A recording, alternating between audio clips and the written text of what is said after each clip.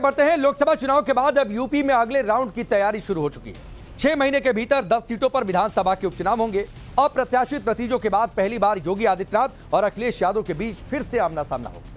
मुख्यमंत्री योगी ने इसकी तैयारी शुरू कर दी है। सरकार ने ताबड़तोड़ फैसले लेने शुरू कर दिए हैं, तो दूसरी तरफ अखिलेश और उनके कार्यकर्ता भी तैयार। अखिलेश यादव अपने पीडीए समीकरण को आगे बढ़ाते हुए नए सारथी तैयार करने वाले हैं।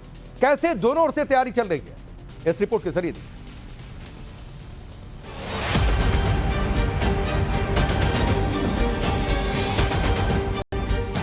श्री अखिलेश यादव। मैं अखिलेश यादव जो लोकसभा का सदस्य निर्वाचित हुआ हूँ। जो विपक्ष की मांग यही थी कि उपाध्यक्ष विपक्ष का हो। जो हमारी राय पार्टी की है वो है कि उपाध्यक्ष विपक्ष का हो और बाकी बातें अभी सब सामने आ गई। कैमरों के चमकते फ्लैश के बीच पत्रकारों के उछलते सवाल और उस पर 28 शब्दों में ये सधा हुआ जवाब अखिलेश यादव की परिपक्वता की व्याख्या है।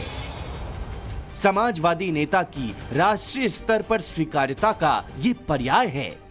विपक्ष के लिए लोकसभा में उपाध्यक्ष की कुर्सी मांगने वाले इंडी गठबंधन के दूसरे सबसे बड़े नेता का ओम बिरला के साथ की तस्वीर ये संसद में बढ़ी हुई समाजवादी शक्ति का साक्ष्य है। लखनऊ से दिल्ली कमबैक करने के बाद राष्ट्रीय स्तर पर अपनी सियासत को स्थापित करने में जुटे अखिलेश स्पीकर के चुनाव के जरिए अपनी अतीत की जीत वाली रणनीति को नए सिरे से आगे बढ़ाने में जुटे हैं। लेकिन गठबंधन की राजनीति को आगे बढ़ाने के साथ साथ पार्टी को समानांतर साध कर रखने की चुनौती भी बड़ी है। अखिलेश को लोकसभा में नेता के साथ साथ उपनेता चुनना है। उन्हें विधानसभा में नेता प्रतिपक्ष का चुनाव करना है।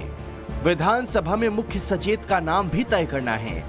2 साल बाद मिले विधान परिषद में नेता विपक्ष के नाम पर मुहर लगानी है और साथ में अपने बागी विधायकों के खिलाफ कार्रवाई को भी आगे बढ़ाना है। अखिलेश यादव अपने डिप्टी या दूसरे नेताओं के चुनाव को लेकर आश्वस्त हैं। आपकी पार्टी का प्रतिपक्ष नेता कब चुना जाएगा? सब चुने जाएंगे। सर कब तक हो जाएगा ये फैसला? ये आप चुनवाओगे? नहीं, आप लोग बहुत जल्दी समय आएगा चुना देंगे। हालांकि पहली बार लोकसभा में 37 सीट जीतने वाली समाजवादी पार्टी के नेता के तौर पर अखिलेश यादव का नाम तय है। क्रिया होगी, पूरा कर लिया जाएगा और नेता हमारे सम्मान अखिलेश यादव जी हैं, तो उसमें कोई बट कहाँ। वही प्रक्रिया जब समय आएगा तो मतलब ये माना जाए कि अखिलेश यादव ही होंगे आप लोगों के सदन में नेता। लेकिन ये इतना आसान नहीं है, इसमें चुनौतियां बेहिसाब है। मसलन अखिलेश यादव को पीडीए के समीकरण को कायम रखना है, यादव मुस्लिम वोट बैंक को बरकरार रखना है, नए आदम हुए दलित वोट बैंक को भी साथ कर रखना है और 2027 के चुनाव की तैयारी शुरू करनी है।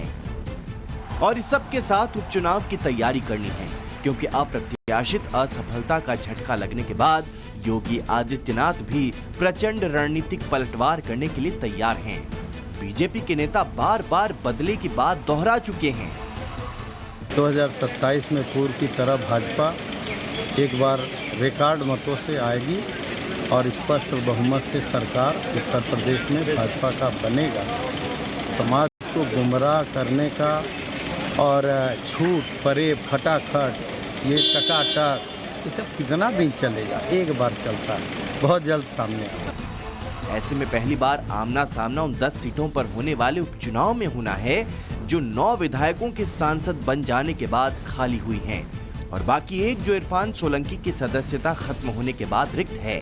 जहां उपचुनाव होने हैं उनमें से 5 सीटों पर समाजवादी पार्टी के विधायक थे, 1 सीट पर कभी उनके सहयोगी रहे आरएलडी के विधायक थे, 3 बीजेपी के कब्जे में थी और 1 निषाद पार्टी के। अखिलेश यादव समर्थन के लय को बरकरार रखने की कोशिश करेंगे। हालांकि कांग्रेस इसमें अपनी हिस्सेदारी मांग रही है। ऐसे में कांग्रेस को साथ लेकर कैसे उपचुनाव में योगी का सामना करेंगे अखिलेश, ये सवाल है। सवाल इसलिए बड़ा है क्योंकि उपचुनाव 100% योगी के नाम पर वोट परीक्षा होगी। विपक्ष की आवाज को, जो समाजवादी पार्टी मुख्य विपक्षी दल है उत्तर प्रदेश में, जनता के मुद्दों को कितनी प्रमुखता से सदन में रख सकते हैं, जो सदन के नियम हैं उनका इस्तेमाल करके किस प्रकार से अपनी आवाज को अधिक से अधिक जो सदन की फ्लोर है उस पर पहुंचा सकते हैं, और सरकार को जो विपक्ष की जायज मांगे हैं उनको मनवाने में कितना ज्यादा अहम कारगर जो नेता होगा उसका निर्णय विधायक दल ले लेगा।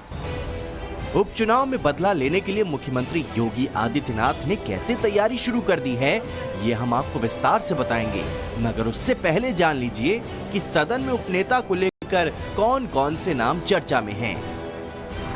सूत्रों के मुताबिक फैजाबाद के सांसद अवधेश प्रसाद, लालगंज के सांसद दारोगा प्रसाद सरोज, अंबेडकर नगर के सांसद लालजी वर्मा या फिर बस्ती के सांसद राम प्रसाद चौधरी का नाम लोकसभा में पार्टी के उपनेता के तौर पर लिया जा रहा है।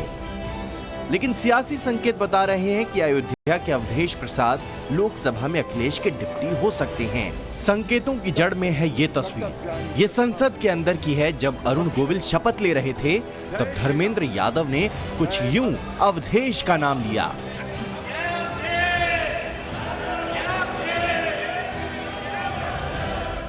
अवधेश प्रसाद जब शपथ लेने के लिए खड़े हुए तो विपक्षी नेताओं ने कुछ यूं स्वागत किया उनका।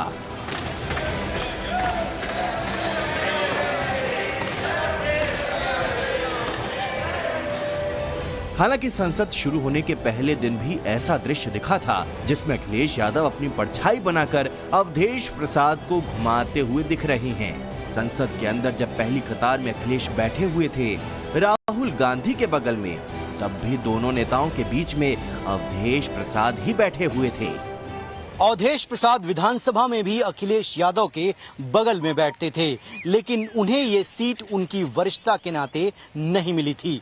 अब लोकसभा में भी अवधेश प्रसाद का हाथ और साथ दोनों साध कर अखिलेश यादव पीडीए के डी यानी दलित वर्ग को संदेश देना चाहते हैं, और ये पूरी कवायद यूपी के भविष्य के लिए खास तौर पर समाजवादी पार्टी के एंगल से बेहद महत्वपूर्ण मानी जा रही है। बीजेपी को कमंडल को मंडल से जवाब दे रहे अखिलेश यादव को दिल्ली में बैठकर यूपी की सियासत को भी पीडीए के जरिए साध कर रखना है। इसके लिए उन्हें सबसे पहले विधानसभा में नेता प्रतिपक्ष चुनना है। इसमें कई नाम की चर्चा है। मसलन समाजवादी पार्टी के राष्ट्रीय महासचिव इंद्रजीत सरोज का नाम भी नेता प्रतिपक्ष की रेस में है, क्योंकि इंद्रजीत सरोज पासी जाति से आते हैं जो समाजवादी पार्टी के पीडीए फॉर्मूले में फिट बैठते हैं। रामअचल राजभर जो 6 बार के विधायक हैं, यूपी नेता प्रतिपक्ष के रेस में उनका नाम भी आगे है और पिछड़ी जाति से हैं, और ये भी पीडीए के फॉर्मूले के तहत फिट आते हैं। तीसरा नाम कमाल अख्तर का है जो समाजवादी पार्टी के विधायक हैं।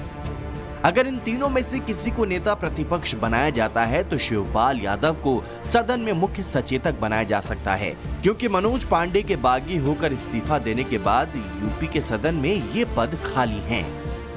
अखिलेश यादव को विधान परिषद में नेता प्रतिपक्ष का नाम भी तय करना है, क्योंकि 2 साल बाद समाजवादी पार्टी ने विधान परिषद में तय मानक पूरे कर लिए हैं, लिहाजा उसे ये पद मिला है।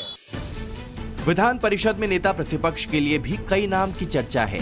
सूत्रों के मुताबिक विधान परिषद में नेता चुनते हुए अखिलेश अपनी उन जातिगत समीकरणों को साधते हुए आगे बढ़ेंगे जो लोकसभा चुनाव में ऐतिहासिक जीत का आधार बना है। आज जो स्थिति है वो बिल्कुल अलग है। आज उत्तर प्रदेश की जनता ने जिस प्रकार से 2024 के आम चुनाव में अपना मैंडेट दिया है, जिस प्रकार से भारतीय जनता पार्टी के विरोध का मैंडेट था, आज उत्तर प्रदेश की जो तमाम उपचुनाव की 10 विधानसभा सीटें हैं, समाजवादी पार्टी उनपे अपना परचम लहराने जा रही है। जाहिर है कि ऐतिहासिक जीत के बाद अगाध आत्मविश्वास से भरे अखिलेश यादव नई रणनीति से आगे बढ़ रही हैं। इसी कड़ी में अपने उन बागियों की सदस्यता पर चोट करने की तैयारी है जिन्होंने राज्यसभा चुनाव के दौरान साइकिल का हैंडल छोड़ दिया था। बागियों के खिलाफ सबूत जुटा चुके अखिलेश बड़े एक्शन की तैयारी में हैं। जाहिर है कि आने वाले चुनाव को लेकर अखिलेश बड़ा संकेत देना चाहते हैं। हालांकि आने वाले चुनाव को लेकर योगी आदित्यनाथ भी पूरी तरह से एक्शन में हैं। योगी आदित्यनाथ ताबड़तोड़ फैसले ले रहे हैं। सीएम योगी आदित्यनाथ की अध्यक्षता में लोक भवन में आयोजित हुई कैबिनेट बैठक में 44 प्रस्ताव रखे गए थे, जिसमें से 43 प्रस्ताव पास हो गए हैं। इनमें 3 बड़े शहरों के सीमा विस्तार के फैसले पर कैबिनेट ने मुहर लगा दी है।